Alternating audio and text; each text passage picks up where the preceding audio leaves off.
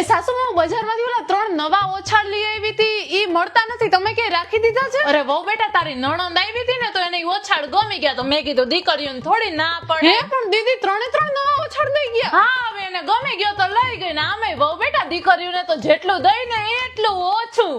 સાસુમાં આજે તો બધા મારી ઘરેથી જમવા આવે છે. અરે હા પણ વહુ બેટા આ બધું પથારું શું કર્યું ને તું ગોતસ શું? અરે ઓલો ડિનર સેટ જે મારા મમ્મીના ઘરેથી આવ્યો તો નવો ઈ. અરે ઈ તો તારી નણંદ ને ગમી ગયો ને મેં કીધું તાર ભાભી કઈ થોડી ના પાડશે, લઈ જા તું તારે, તો ઈ લઈ ગઈ.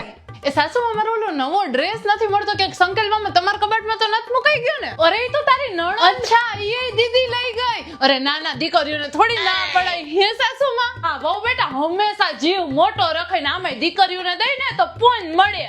પણ સાસુમાં લાગે છે તમારી દીકરીને તમે નથી ગમતા લાગતા. લે હું તો એની માં છું તો હું તો સૌથી પહેલા વાલી હોય, હું તો ગમતી જ હોય ને.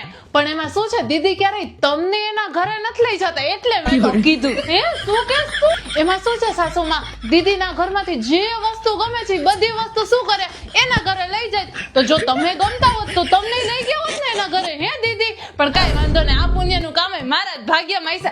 હાલો હાલો જલ્દી તમને દીદીના ઘરે મોકલી દો, પેકિંગ કરી લ્યો જલ્દી. જે મને પુણ્ય મળ્યું હે ને સાસુમાં.